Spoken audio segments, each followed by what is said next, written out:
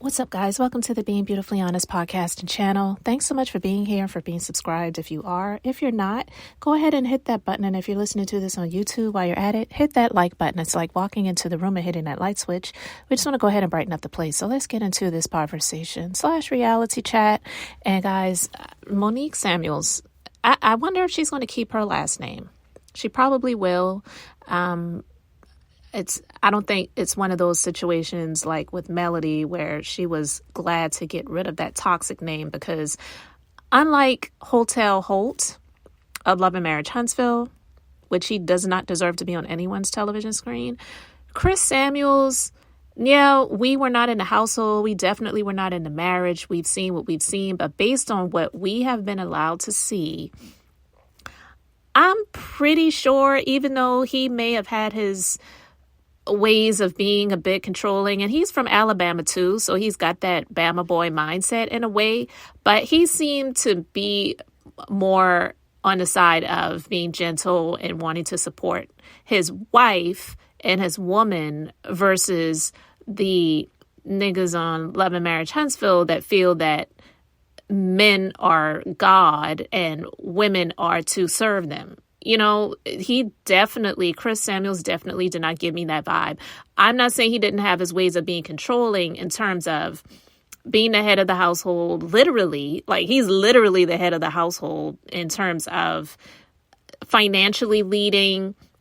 I don't know about spiritually, but definitely I would feel emotionally, because we've seen it based on what we've been allowed to see with them being on Real Housewives of Potomac and Love and Marriage DC, that he seemed to be a pretty supportive husband. And I even said that before I really start having disliking for Monique, because I used to like her prior to her beatdown of Candace Stiller Bassett. And it's not just because of the beatdown, because I can understand somebody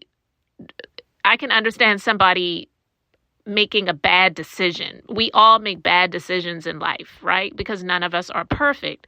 It's the lack of accountability for me when it comes to her, because she said she was going to apologize and she never did. And she started to stand 10 toes down in it and make songs about it, go out there, still try to spin the narrative that she was attacked when indeed she wasn't. And just looking back on things now, hindsight being 2020, and I even said it back then, I felt like she was taking aggression out on Candace based on other things that were going on in her life and just, other things surrounding. So, with all of that being said, it's the lack of accountability for me when it comes to her that really is annoying. And that's why I started to have a disliking for her. It wasn't just because of the fight, because I'm not saying that she and Candace would have ever been friends, but I do feel that Candace really did like her. And I feel that she was hurt emotionally, definitely physically, but I also do believe she was hurt emotionally because she didn't take any accountability and tried to flip it and make her out to be the bad guy. And Candace definitely was attacked. Yeah, she's got a mouth. Yeah, she says a lot of things that people see as rude or condescending or backhanded or whatever. But her words didn't hit Monique in a physical way. And I'm not saying words don't hurt. But anyway, it's the lack of accountability for me. And with that being said, speaking of lack of accountability, she came out and made a statement regarding her divorce that I don't feel any of us really needed, because one, I guess she's on a radio station up where they live, but she's not on reality TV anymore. And yeah, she's on social media and she has her followers, which I am not one of them. But the people who really like her, they said, you didn't have to tell us anything. You didn't have to explain yourself. And those who don't see it for her, they're like, girl, why are you coming out here and saying this?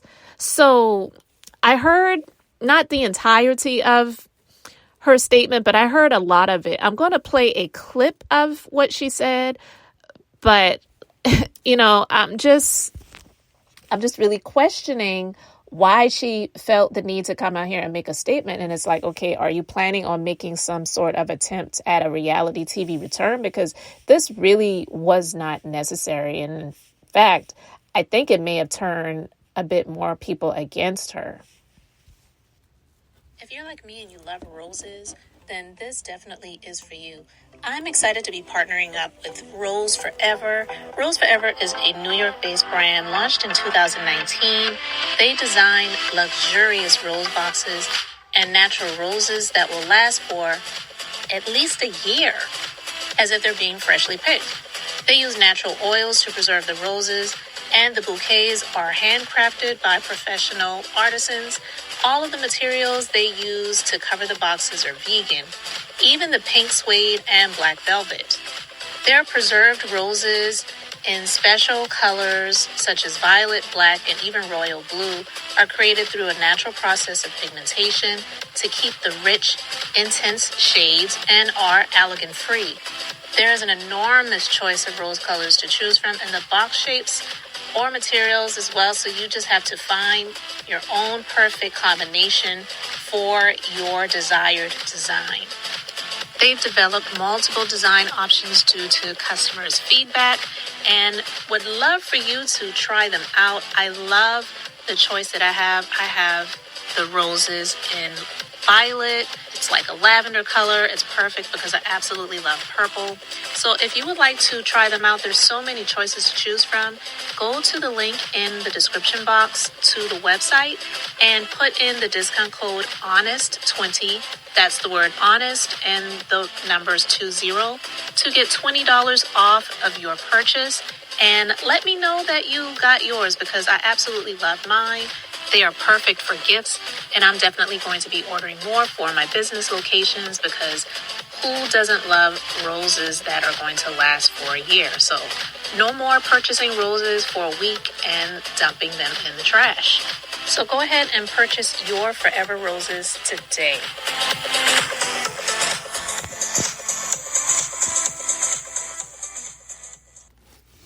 So let's play this clip of her explanation as to why the divorce was filed absolutely by Monique.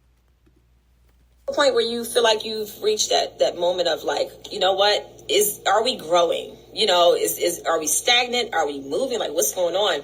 And then you also have to consider the fact that we have 3 children, you know, who are watching us. Our actions and how we interact with each other, how we run our household, that is literally an example for our children of how they're going to live their life, you know? And I don't want our children to ever be in a relationship where they feel like they're not being heard, whether that's on my side or Chris's side, you know, talking at each other, like the marriage becomes like a battlefield. So you get to a point where you also have to consider the fact that we have 3 little people that are literally looking at us and they're taking notes and they're like, okay, this is what's normal. And it's not normal. So that's where we are. You guys don't have to be sorry. It's just a part of life. Unfortunately, sometimes it happens. Some people stay married forever. Some people don't. My parents were married for 23 years and got divorced. I know couples that have been married for 60 years and they're miserable. And they literally let their whole life just fade away, you know? So it's really what you make it. And if you get to a point where you're like, you know what, we have grown so far apart that it may be best that we focus on ourselves individually and then focus. All right. I stopped it right there. Now, I'm not saying that I disagree with the things that she said with regards to having children and not wanting to have them in a household where it's like a battlefield. I definitely don't disagree with that. And yeah, it is true that there are some people who stay married for many, many years and are miserable. And there are some people who don't. But, you know, I really get annoyed with some people who always talk about the narrative of people who've been married for a long time and are miserable, because there actually are good examples of people who have gone through life, because life is hard. Love isn't supposed to be hard, but life definitely can be hard, right? And, you know, with that being said, I feel that a lot of people, I've said this before, so I'm just repeating myself, a lot of people get into marriages for the wrong reasons, period. And they don't really know much about the people that they get into these marriages, relationships first and then the marriage. And that's why a lot of the marriages don't work out. That end up in divorce. But it's almost like preachers. And I know preachers don't have a good reputation, but there actually are good people who have become preachers who really felt like it was a calling, who really wanted to serve. They don't have mega churches. You never hear about them on anyone's news platform, thankfully, because they haven't gotten into any scandal. They actually are there to help their community. They actually are there to help the people who are in their congregations, and they actually do serve, and they don't get any recognition. But all you really hear about are the bad preachers, the shysters, the scammers, the people who are screwing on little kids or cheating on their wives or on the down low. Like, you hear those stories because that's what gets the attention. The bad marriages, that's what gets the attention. So I just wanted to say that for the record, because when she did say, well, I know people who've been married for 60 years and are miserable. Okay, those are the people that you know, but there actually are some people who've been married for a long time that actually say that I love this person that I've been married to for a long time. Yeah, we've been through a lot in life, but love hasn't been hard. Life just has been hard. And we've weathered those storms of life together. That's what it's supposed to be. But a lot of people don't speak about that. So I just wanted to say that because I feel that Monique is disingenuous. And here's why. She used the children, in my personal opinion, in the statement about, her reasons to file for divorce. But you chose to have those children. And I don't believe, just based on the things that I've seen and based on just going back over things now and looking back over things, I do believe that Chris really did love her. I've heard that he actually left someone that he was with prior to her to be with Monique. So I'm not saying that it's karma for him. But if that story is true and that person is still alive today and can see it, they're probably like, yeah, that's what you get because you were with a good woman and you chose to leave me for that thought.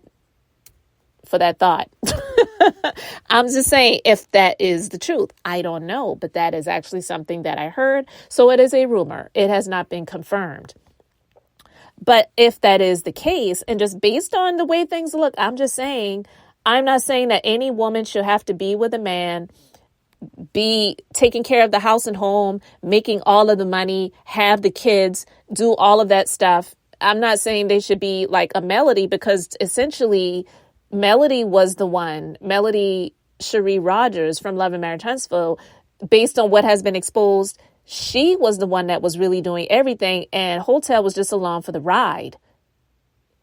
So I'm definitely not saying a woman should be like that. And I'm glad she got the courage and the cojones to step away from that, even after having 4 kids with that hope. So I'm not saying that a woman should be like that, where they're doing everything. I'm not. But for Monique, I believe she knew that a part of the deal was, I'm going to have several kids. This guy really isn't my type, but the money is my type. His career and all of that is my type. The lifestyle that I can get from being with him is my type. So I'm going to overlook the fact that he may not be that attractive to me in the face. His size may not be something that I'm very comfortable with, but I'm willing to sacrifice that for the sake of what I'm trying to obtain. So if it means that I have to have several kids and I'm going to have to stick in this for several years to really solidify my space, then that's what I'm going to do. And I've heard that they don't have a prenuptial agreement. So I believe that she definitely worked her magic and she had a plan, and she got to the point where, she was done and she was able to work through some things in terms of trying to make it seem like she was trying to make the marriage work. So it didn't just look like, I fulfilled my time.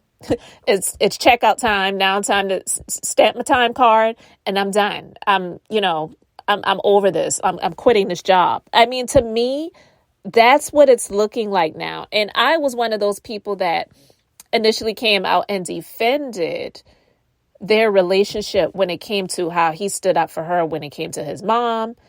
And he, to me, seemed kind of like a mama's boy, but that's a huge step for someone that would be considered a mama's boy, where they would cut their mom off for disrespecting their wife. So I do believe that he really did love his wife. I do believe that.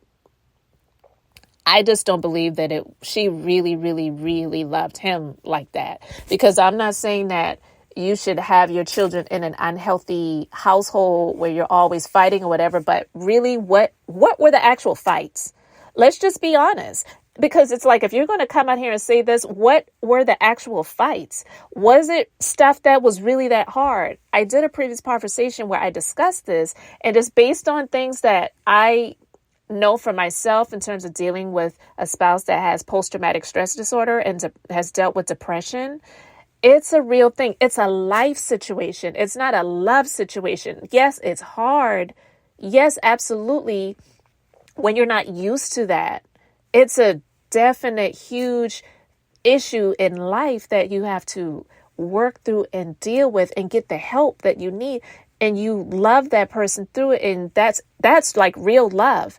But to see Monique, she was talking about, him not having drive. He's not motivated. You're not working out. I'm not attracted to you in the state that you're in right now. And yeah, those things could have definitely been true statements, because I get that. But he wasn't himself, and he wasn't beating her ass. He wasn't, cursing her out. He wasn't, he wasn't disrespecting her. He just wasn't really himself, because he was going through mental health issues. And for you to be, in my opinion, I'm saying that's what it looks like. So don't come for me in these comments saying, well, how do you know? Of course I don't know. But I'm saying, based on what we have been given the knowledge of, what they have allowed us to see, and what she comes out here and shares on social media, to me, that's what it looks like. And I said this, and someone actually confirmed that he actually did say that he was dealing with depression. I can't remember every single thing that said. I said, based on the symptoms and what I believe he was experiencing post-retirement, that he was probably going through some depression. And the job that he had, being an NFL player, being in the NFL is not an easy job. They don't even get paid as much as they should. So it's not an easy job, and it's not one that they can do for a very long time. I mean, look at Deion Sanders. He's had toes amputated. They were talking about almost possibly amputating his foot. He's coaching a football team right now, and he was one of the best. So I'm just saying, it's not an easy job. So no, he wasn't a soldier. He wasn't in the military. Like, for example, like my husband was a veteran. And so he wasn't risking his life for the sake of the country, but he definitely was risking his health for the sake of a paycheck.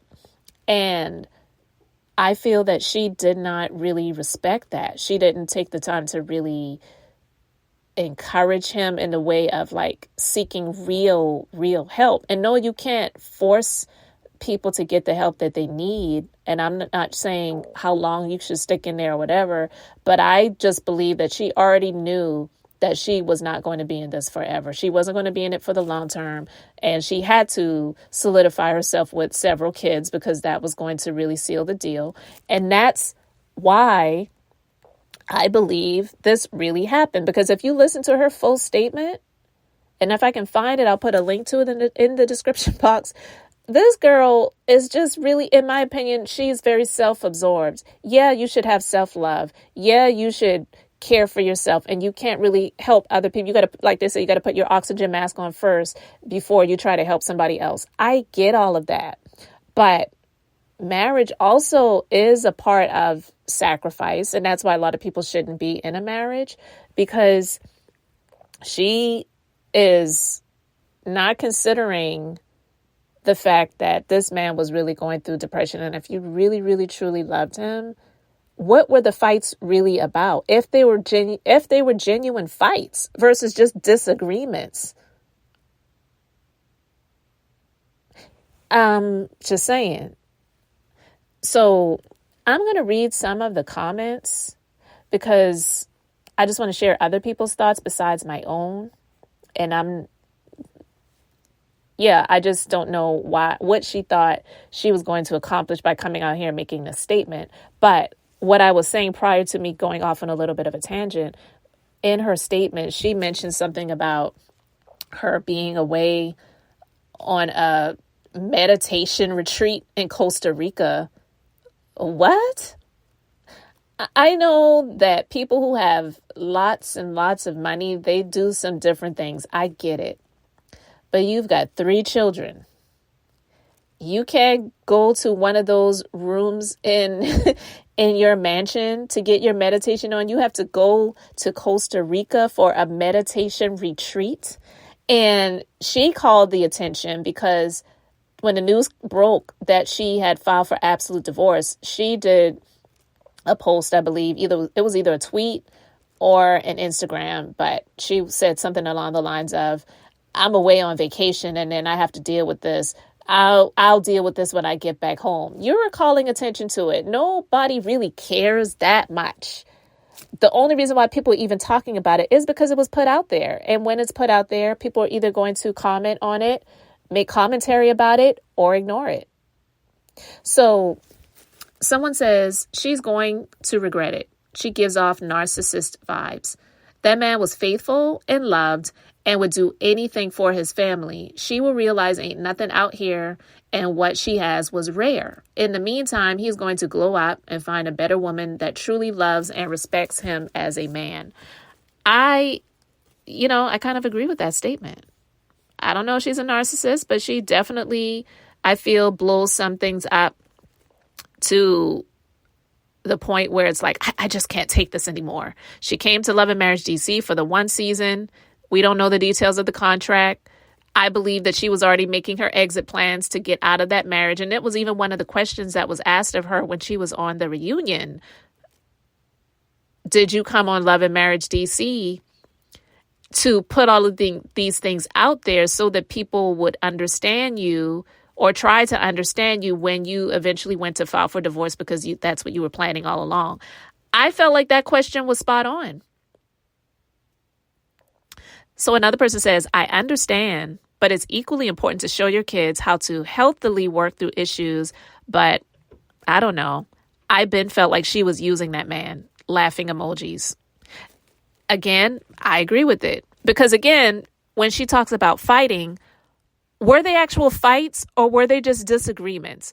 Was it you just not, speaking to him, you're having the silent treatment, or it's like fights? Because in my personal opinion, not being in the home, but just sharing what I believe was the case, because we did see on Love and Marriage DC when she was pretty much going off on him in a way. She wasn't yelling, she wasn't screaming, but I felt like so uncomfortable in that moment watching that, because they even said, she said, I believe, we're just not going to be doing any more filming today, because she was just really annoyed and aggravated with him. And he looked like he just was in a space of not really being himself. He looked low and down. He looked depressed. He just wasn't laying in the bed and not doing anything. He just really looked like he wasn't himself, but he was trying to push through for the sake of the cameras and for the sake of the show, because trust and believe, he did that for her. I don't believe he ever really wanted to be on television. Most of us didn't even know much about him unless you were into sports and knew about him from being a football player. So to me, I feel like that comment was spot on. Another person says, I completely agree with what she's saying. To all those who keep saying save your family by teaching them when to remove themselves from situations that no longer serve them, not stay in a marriage and be miserable. A marriage is between 2 people, not a family or kids. You getting a divorce will not end your responsibilities as a parent. It only ends your responsibilities as a spouse. Once people realize the difference, we will stop seeing save your family when you mean save your marriage. Now, I don't disagree with what this person is saying, because a marriage and being parents are 2 totally different things, because it's 2 totally different things. But what I will say to that comment is that she knew what she was doing all along, in my personal opinion. So I don't believe anyone is, saying save your family. I think a lot of us are just saying, no, you really had all intentions to have these kids and you had your exit plan. You knew that by year 10, you were going to be out. Because I felt like the first season of Love and Marriage DC, like that person asked on the reunion, or maybe it was just Carlos King being messy and acting like someone asked the question and he was reading when it was really just him reading it. I felt like, yeah, I do believe that she wanted to showcase herself acting as if she's so about marriage, but they're just having a rough time and we're at that 10-year mark and what can we do to fix it? And we're asking Irena and Jamie, who were married the longest of all of the 3 couples that were on that season, like, what do you do to spice up, or what do you do to keep things going, when she really didn't really care that much? I just don't believe that. So here's another comment. Sounds like more reason to fight. If he isn't abusive or cheating and 2 people willing, anything can be worked out. My parents filed for separation, and as a last resort, they sent me and my siblings away for a whole summer. They went to therapy together, they ate dinner together, went on dates, traveled. They only checked in with us once a week, and they made their marriage a priority and not us during that time. As a kid, I didn't get it, but I understand now as a married adult. My parents made it to the 69-year mark before my father's passing. And bingo, there you have it. But that's an effort that 2 people have to make together. And when there is genuine, true love there and they remember the reasons they got married, they'll do that. But if you have a partner who was really just like, I'm out, I ain't really into this, and so I could do without it, that's not going to be an effort that's going to be made. Her going to Costa Rica on a meditation retreat by herself, that's not somebody that's really wanting to be in a marriage. She was already looking at the front door, period. So someone else says, she always gave me PHONY vibes. Stop liking her after that little fight with Candace. She was so wrong. And, I agree. Another one says, the grass ain't greener, sis. People justify divorce for selfish reasons. Marriage isn't easy. Matter of fact, it is the hardest thing you will ever do in life. Most often, people aren't given the right tools to make it through the bad. It's sad. I don't know who you are. There isn't a perfect / unproblematic relationship. It takes more courage to stay and fight than to come up with excuses as to why people divorce. And I agree with that. And here's the thing. I think some people get it confused. We're not talking about someone who is in an abusive relationship. You absolutely should not be trying to make something like that work out, period. So no, we're not talking about someone being in an abusive relationship, whether it's emotionally, physically, financially, because there's different forms of abuse. There definitely isn't a reason to try to work something out with someone who is abusive. I 100% agree with that. I 100% agree with someone, leaving if that person is not respecting your vows. They are out here screwing everything that has, 2 legs and a middle. You absolutely don't have to work that out. But there are some people who've chosen to try to make it work even after infidelity on both sides. I'm just saying it's a choice that those 2 people have to make. So what that person said, it is true. When the so-called fighting, I believe that Monique is gaslighting when she uses the word fight, because Chris doesn't even give me the vibes of even as big as he is, he looks more like a gentle giant than anything. Not saying he doesn't have his old ways of, wanting his woman to be pregnant. He said it when she mentioned about not wanting to have any more kids. He was like, yeah, we could have some more. I believe she was setting it then, that she was just like, yeah, I'm at my limit. I'm good on this. Because I have some years left and then I'm going to be done with you anyway. So I'm really not trying to have 4 kids on my own. I'm good with 3. That's my personal opinion. So she says, another comment says, she's very good at making abnormal things sound, quote, matter of fact. That's a red flag.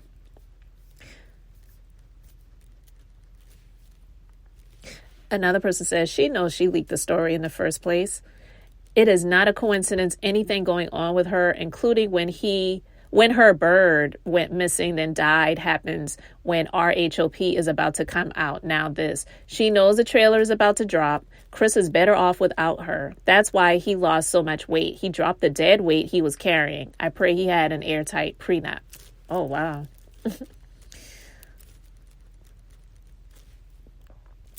And there's a lot more comments. Again, there are people who agree with her. There are people that don't. I'm not saying that I want her to stick it out and stay with this man. I'm just saying I feel she's being disingenuous and she's gaslighting when she's talking about the fighting.